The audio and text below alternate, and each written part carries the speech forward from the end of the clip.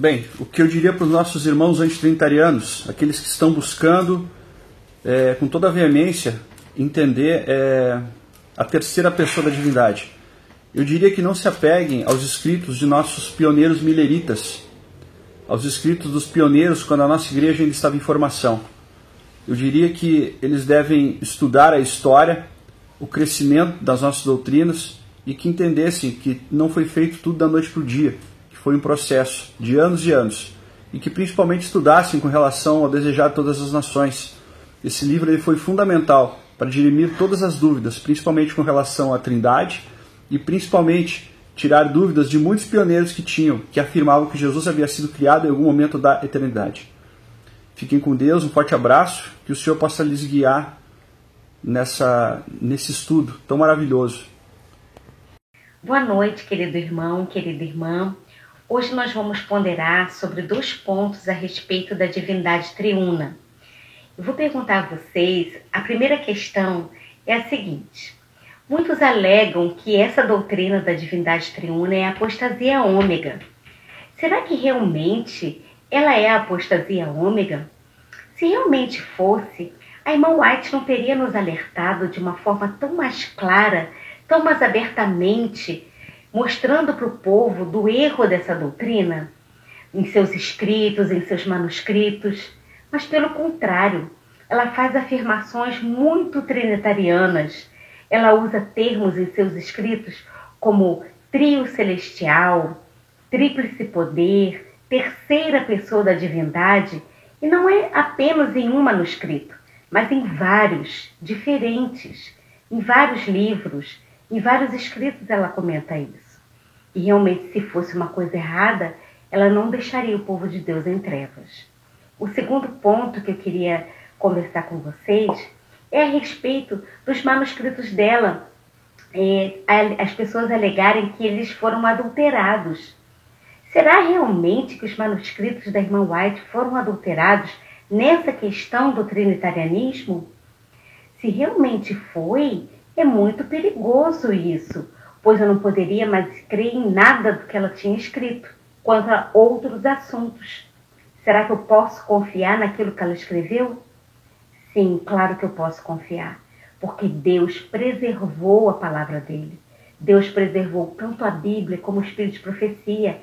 A gente pode ter a certeza que aquilo que a gente está lendo é realmente aquilo que Deus orientou para que nós pudéssemos estudar.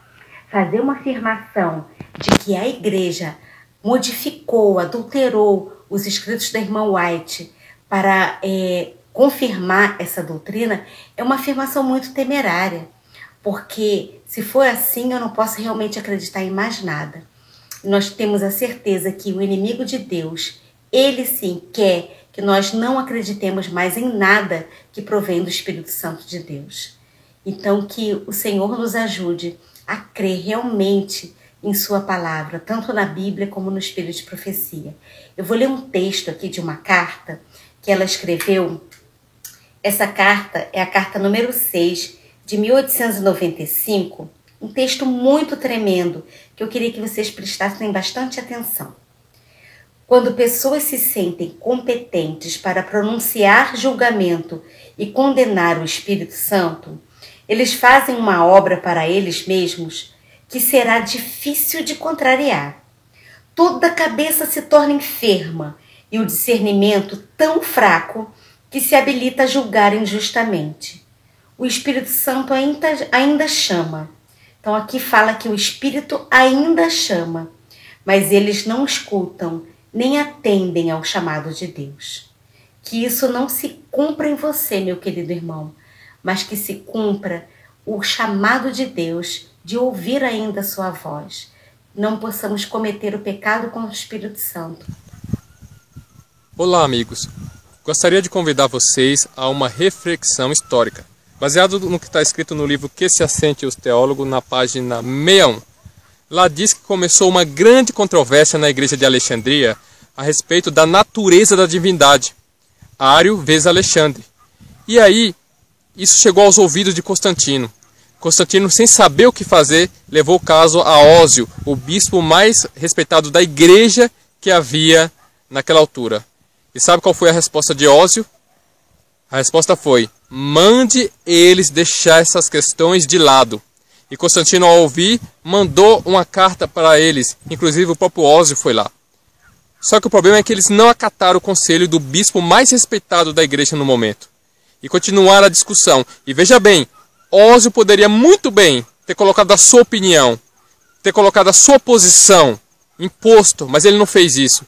Ele pediu: deixe essas questões de lado. Ele sabia qual era a tradição apostólica. Ao receber essa informação, eles não atenderam o conselho de Ósio.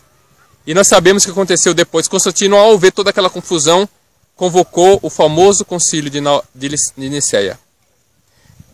A profeta do Senhor, muitos anos depois, no livro Atos dos Apóstolos, página 51, diz: não é essencial que sejamos capazes de definir exatamente o que seja o Espírito Santo. E ela continua dizendo: a natureza do Espírito Santo é um mistério. Os homens não a podem explicar. Demasiado profundos para o entendimento humano é tais mistérios. O silêncio é ouro. Está no livro Atos dos Apóstolos, página 52. Vamos atender, meus irmãos, o conselho da profeta do Senhor. Vamos deixar essas questões de lado e vamos se juntar para proclamar a mensagem presente, as 3 mensagens angélicas. Olá, meu amigo, olá, minha amiga, Maranata, meu nome é Maicon Bruno e é uma honra poder estar com você falando sobre um tema tão importante: como interpretar a Bíblia e os livros da Ellen White. A nossa igreja ela utiliza um método histórico-gramatical. É muito simples, é muito fácil. Reúna o máximo de textos que você conseguir. Comece estudando pelos textos mais fáceis, que os mais difíceis ficarão mais claros. Se você tem dúvida em algum texto, se você duvida da autenticidade de algum texto, clica nesse site e estude no inglês, que vai te ajudar e muito nessa tua caminhada. Também sugiro que você continue crendo que Deus tem uma igreja e que Ele cuida dessa igreja e que Ele ama essa igreja. Deus te abençoe, fique com Deus e muito obrigado. Até a próxima. Jesus falou assim em João 17, verso 4, eu glorifiquei-te na terra. Jesus glorificou o Pai na terra. E em João 16, ele falou que o Espírito Santo, Jesus falou que o Espírito Santo me glorificará. Ou seja, um exalta o outro. É como esse vasinho aqui, ó. Deus o Pai está aqui, é glorificado, é erguido, é exaltado por essa estrutura aqui, que por sua vez é segurado pelo prego. O prego é o elemento mais obscuro, mais escondido. Pouca ênfase se dá nele. Poucas pessoas iriam ficar reparando no prego, qual será o comprimento do prego. Não, o foco está na flor, um exaltando o outro. Dos 3 grandes poderes celestiais, o Espírito Santo é o mais obscuro. A Ellen White diz assim: a natureza do Espírito Santo é um mistério. Os homens não a podem explicar, porque o Senhor não lhes revelou. E aí termina o parágrafo dizendo assim: com relação a tais mistérios, demasiado profundos para o entendimento humano, o silêncio é ouro. E de fato nenhum benefício prático vai ter isso aí. A mensagem de vida no campo é muito prática, a mensagem de reforma do vestuário tem muita coisa prática. Tudo tem o seu elemento, a verdade presente. Mas isso aí, que praticidade tem? Eu vejo muitos debates, muitas brigas, muitas pessoas se escandalizando, saindo da igreja do corpo de Cristo, suspeitando mal. Deve ter adulterado aqui. Ellen White, a Bíblia fala assim que as vis suspeitas estão na mesma categoria que invejas, brigas, blasfêmias. E aí cita ruins suspeitas no mesmo nível. No mesmo nível. É muito grave suspeitar. Eles devem ter adulterado. Até porque é muito ilógico isso. Pare para raciocinar comigo. Se com pequenas mudanças, alterações no livro Questões sobre Doutrina, mudanças de doutrina ali, já houve um grande protesto, imagina se eles tivessem mexido no texto inspirado sistematicamente.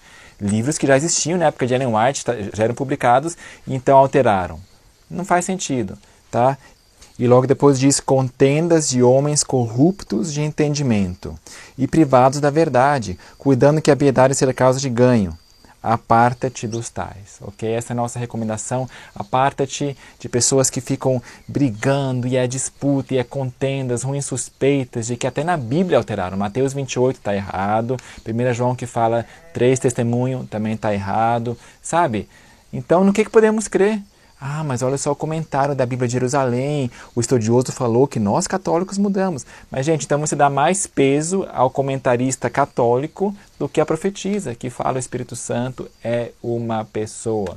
Em Jesus Cristo, a vida não derivada, vida original. Está falado, ela profetiza ou não é? A lei e ao testemunho. Aliás, não preste muita atenção também nos pioneiros, seja milerita, seja adventista. Os pioneiros tinham ideias confusas acerca da divindade por causa de seus transfundos, conexão cristã e assim por diante. Para a questão de doutrina, é a lei e ao testemunho, tá bom? Somente escritos inspirados. Não se confunda com pioneiros, deixa para lá. Bíblia e Ellen White é mais que suficiente, tá bom? Então, nós vamos desativar os comentários aqui nesse vídeo para que não fique essa disputa de palavras, contenda de palavras, tá? Reflita, isso aqui é um vídeo para reflexão, para você orar e ver realmente quais são os frutos, tá? Essas pessoas geralmente saem da igreja, fundam novas coisas, ou seja, é independente, se esfacelam em átomos independentes. Tá bom? A Andréia Amaral que falou aqui nessa compilação, junto com o Silverino, se Deus quiser, vamos estar gravando uma série sobre a Trindade, tá bom? Só que ainda não saiu, vai sair daqui a alguns meses e assim que sair eu vou postar o link nesse cantinho aqui. Eu recomendo para você assistir também um vídeo aqui do Diego Silva e Denis Priebe sobre a diferença entre a Trindade bíblica e a Trindade católica, bem interessante. Esse vídeo vai ficar nesse cantinho aqui em cima, tá bom? Deus abençoe, que a graça de Jesus Cristo, o amor de Deus o Pai e a comunhão do Espírito Santo sejam com todos vocês. Amém.